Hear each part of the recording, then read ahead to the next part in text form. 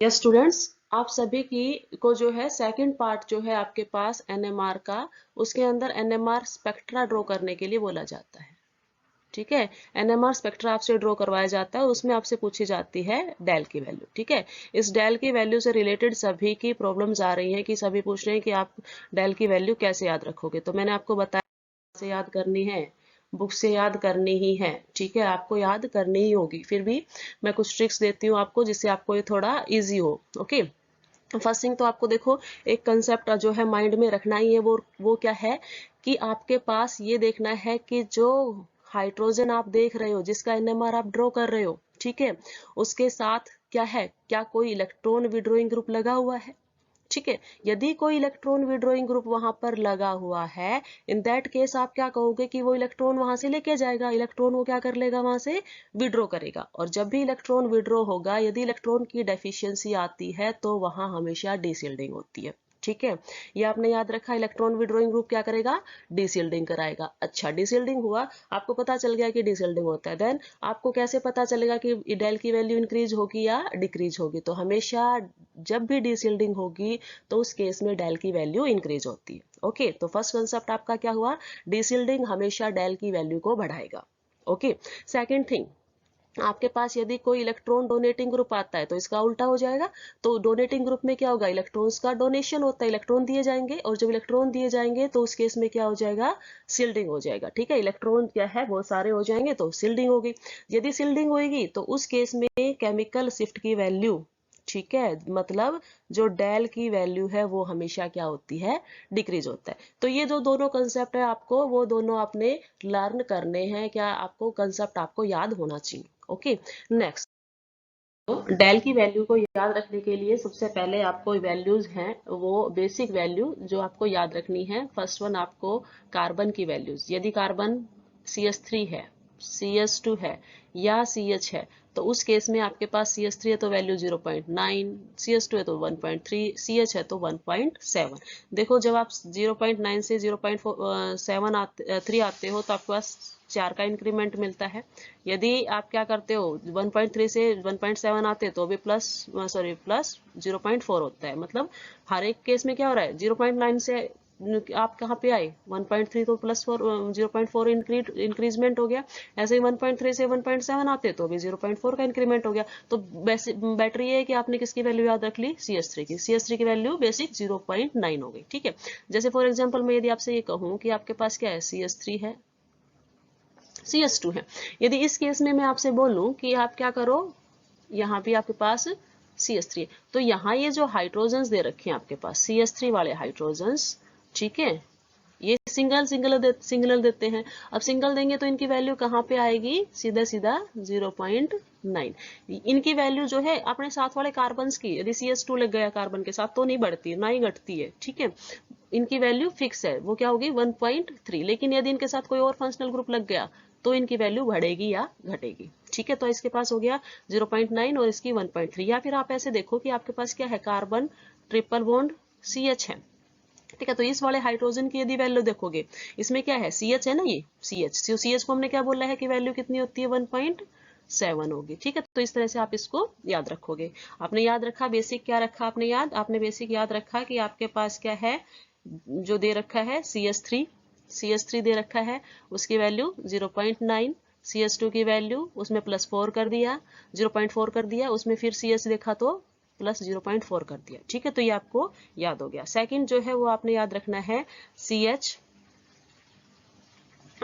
Double bond CH2 double bond CH2, इसको आप बोलते हैं विनाइलिक प्रोटॉन्स। क्या बोलते हैं इसको आप, विनाइलिक प्रोटॉन।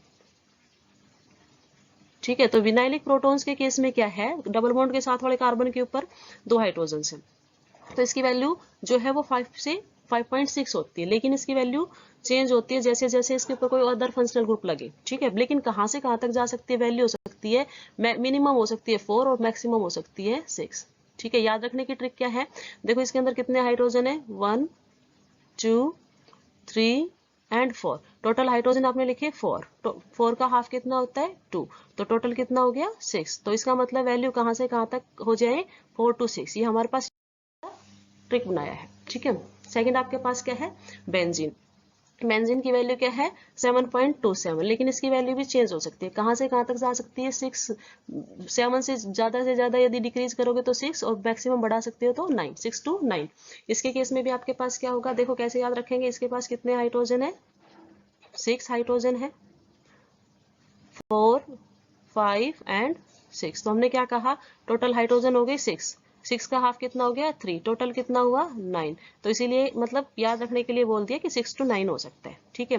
फिर आपने याद रखना है किसको, फिर आपने याद रखना है कि यदि कहीं पे क्या मिल जाता है आपके पास, एक मिनट, यदि आपके पास कहीं पर क्या मिलता है, एल्डिहाइडिक ग्रुप मिलता है, ठीक है। मतलब एल्डिहाइडिक या कार्बोनिल ग्रुप मिलते हैं कोई भी जिसमें कीटोनिक या एल्डिहाइडिक प्रोटॉन्स हो, तो उस केस में वैल्यू कहाँ होती है उसकी 9 to 10, ठीक है। देन आपके पास एक और याद रखना है, कार्बोक्सिलिक एसिड, कार्बोक्सिलिक एसिड का जो हाइड्रोजन होता है उसकी वैल्यू आती है 10 to 13, ठीक है। इनकी वैल्यू ऐसी कब क्यों आती है, क्योंकि यहाँ पे क्या है आपके पास इलेक्ट्रोनेगेटिव एटम भी है, और साथ ही साथ क्या है आपके पास यहाँ पर, यहाँ इस केस में आपके पास क्या है, 1 मिनट, यहाँ जो है यस, यहाँ इस केस के अंदर आपके पास क्या हो रखा है, नाइट्रोजन इंक ब्लू, ओके। तो यहाँ क्या है, डबल बॉन्ड भी है और साथ ही साथ क्या है, ऑक्सीजन भी है जो डोनर का काम करेगा। तो पाई इलेक्ट्रॉन भी डोनेशन का काम करेंगे, ये भी डोनेशन का काम करेंगे, तो उससे क्या होगा, लॉस ऑफ डीसीएलडी, ठीक है। देन यहाँ इसकी वैल्यू होती है 10 to 13। आपने क्या करना है, आपने याद रखनी है वैल्यूज, बेसिक वैल्यूज। और बेसिक वैल्यू कहाँ से कहाँ तक याद रखोगे, आप ये वैल्यू याद रखोगे, यहाँ से यहाँ तक की बेसिक वैल्यू आपने याद रख ली, ठीक है। ओनली 4 और 5 है, याद रखना भी इजी है, ओके। नाउ इनके अंदर हम इंक्रीमेंट्स करेंगे, ठीक है, हम इनके अंदर इंक्रीमेंट्स करेंगे कि यदि क्या है आपके पास ये जो दे रखा है CH3 CH2 था, ठीक है, यदि उनके साथ ये वाले ग्रुप मिल जाते हैं, C double bond O, C double bond C triple bond C, SH and, तो देखो बेसिक वैल्यूज जो थी वो आपने याद रख ली है, ठीक है। बेसिक वैल्यूज याद रखने के बाद आपके पास जो आता है वो क्या है, हमें याद रखना होता है इसके अंदर आगे इनके इंक्रीमेंट्स, ठीक है। तो यहाँ तक आपने इसको याद रख लिया है, ओके। उसके बाद देखो हम इनके अंदर क्या कर रहे हैं, हम इनके अंदर इंक्रीमेंट्स करेंगे, ठीक है। इंक्रीमेंट्स करेंगे कि इंक्रीमेंट कैसे लगाया जाएगा। तो इसके अंदर आप कैसे करोगे कि जो आपके पास यहाँ ये जो कार्बन ग्रुप है CH3 है, CH2 है, CH है, यदि इनके साथ क्या मिल जाते हैं, ये ग्रुप मिल जाते हैं, ठीक है, like C double bond C carbonyl group जिसको आप बोलते हैं C डबल बॉन्ड O या C triple bond O, C triple bond C and SH मिल जाता है या SR मिल जाता है। तो जो वहां पे बेसिक वैल्यू थी उनके अंदर आप क्या करोगे, 0.9 का इंक्रीमेंट कर दोगे। जैसे आपके पास मैं यहाँ लिखती हूँ कि आपके पास क्या था, CH3 था और इसके साथ क्या लिख दिया मैंने, C ट्रिपल बॉन्ड C। तो यदि मैं इसकी अब वैल्यू देखूं, इसकी पहले वैल्यू कितनी थी, वो थी आपके पास 0.9। अब इसमें कितने का इंक्रीमेंट हो गया, 1 का, तो इसकी वैल्यू क्या आ जाएगी 1.9, ठीक है।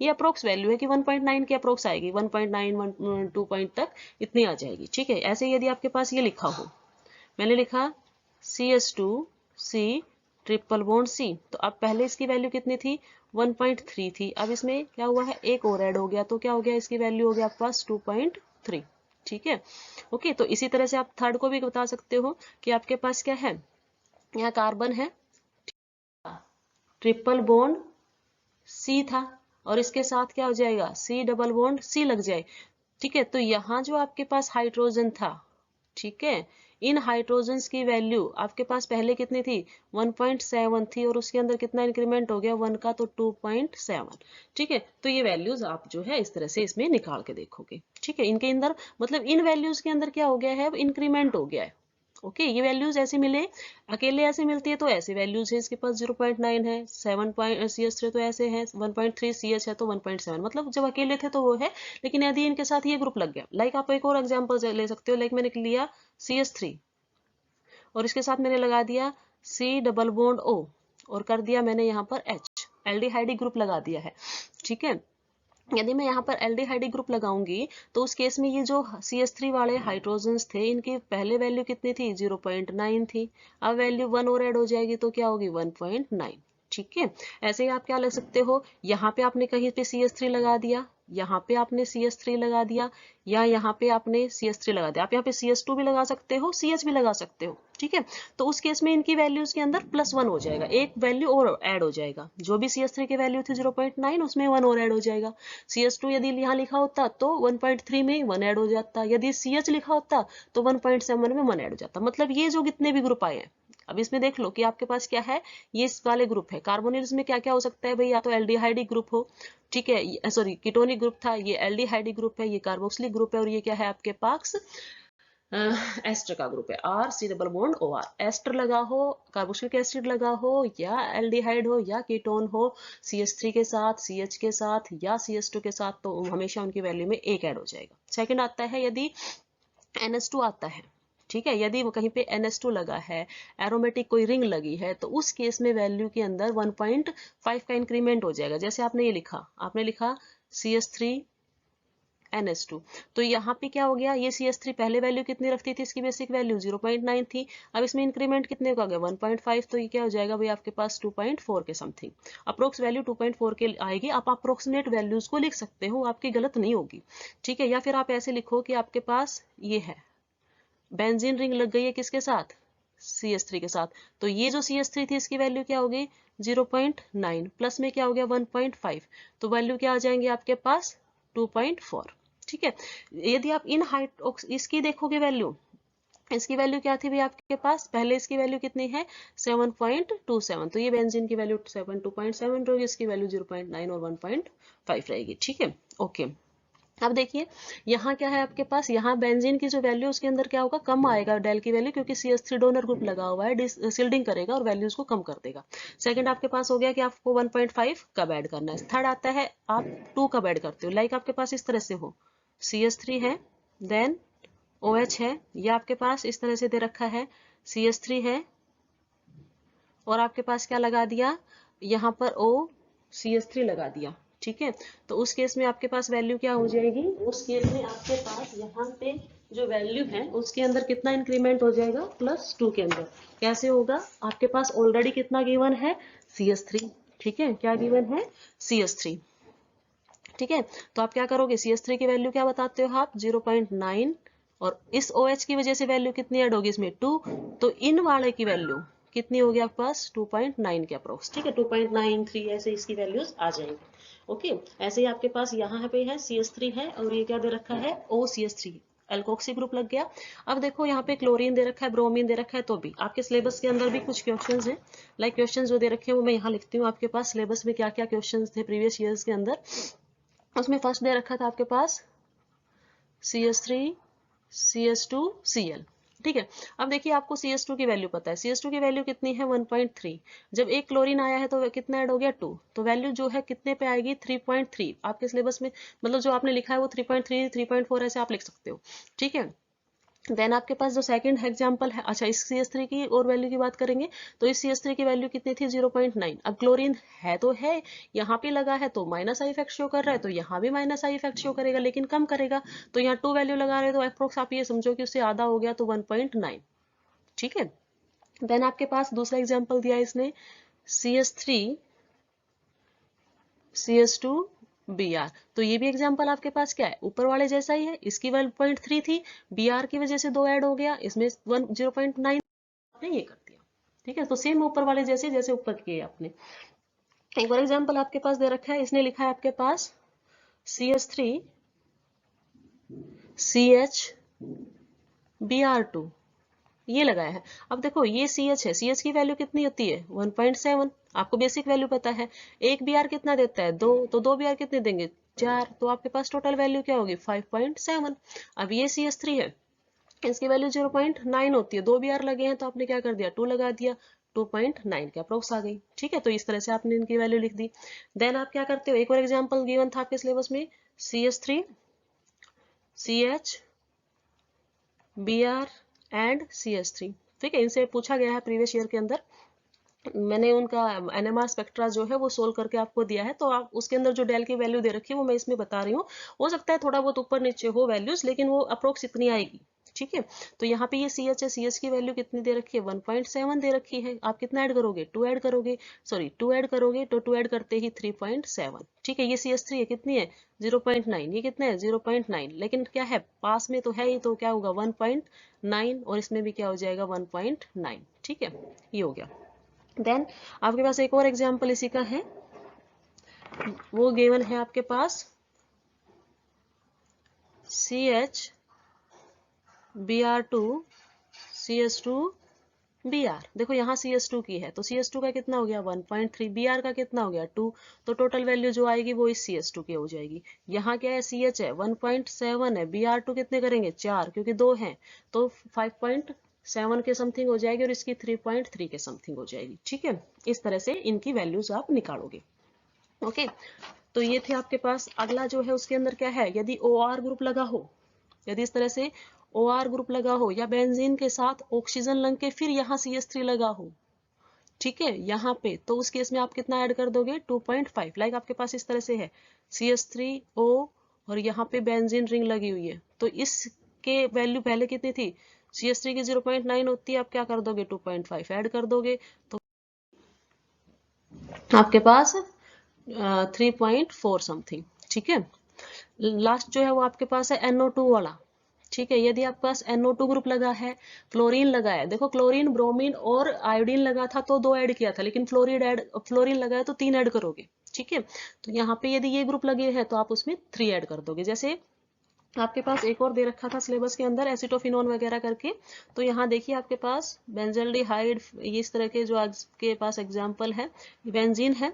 ठीक है, इसके ऊपर क्या है कार्बन है, डबल बॉन्ड ऑक्सीजन है और ये क्या है आपके पास CH3। तो देखो यदि इस की बात करें हम तो इस केस में आपके पास क्या है 0. CH3 की कितनी होती है 0. ग्रुप लगा है, ये लगा है O C double bond O R, नहीं sorry C double bond O group लगा है बेंजीन के साथ, मतलब R C double bond O group लगा है, तो उस केस में आपके पास कितना ऐड कर देते हो उसके अंदर, आप ऐड करते हो उसके अंदर 1। ठीक है, तो वैल्यू 1.9 आती है। लेकिन ये बेंजीन रिंग दे रखी है, बेंजीन रिंग की वैल्यू 7 तो खुद की हो गई, लेकिन इसके अंदर C डबल बॉन्ड O आता है तो आप इसमें क्या करोगे 1 ऐड कर दोगे, तो इसकी वैल्यू जो आएगी 8 से 9 के बीच में दिखा रखी है। ठीक है, तो इस तरह से आप क्या करोगे इनको सोल्व करोगे। एक और एग्जांपल मैं आपको लास्ट में करवा देती हूँ। इसमें क्या है, ये गिवन है, यहाँ इस तरह से लिखा है, एक बेंजीन रिंग है और उसके ऊपर क्या है आपके पास कार्बन है, देन अगेन एक CH3 है, एक CH3 आपके पास यहाँ है और एक CH3 आपके पास यहाँ है। ठीक है, तो आपको पता है कि ये सारे तो क्या कर रहे हैं एक सिग्नल दे रहे हैं। ठीक है, ये सारे क्या करेंगे एक सिग्नल देंगे। ओके, और ये बेंजीन है एक सिग्नल देंगे। अब बेंजीन का क्या है आपके पास 5 हाइड्रोजन एक सिंगल, तो वैल्यू 7 से 8 के बीच में दिखा देंगे हम इसकी। और ये है आपके पास, इनकी स्प्लिटिंग नहीं हो रही, लेकिन ये क्या है CH3 है तो क्या है 0.9 के अप्रोक्स इनकी वैल्यूज हैं। ठीक है, तो इस तरह से आप इनकी वैल्यूज को जो है याद करोगे, लेकिन इसमें क्या है कुछ रटने का नहीं है, आप इसमें थोड़ा बहुत बेसिक वैल्यूज याद रखो, फिर इंक्रीमेंट याद रख लो कि 1 किस में ऐड करते हैं 2 कब 3 को, ऐसे इस तरह से आप इनको याद रख सकते हो। That's all.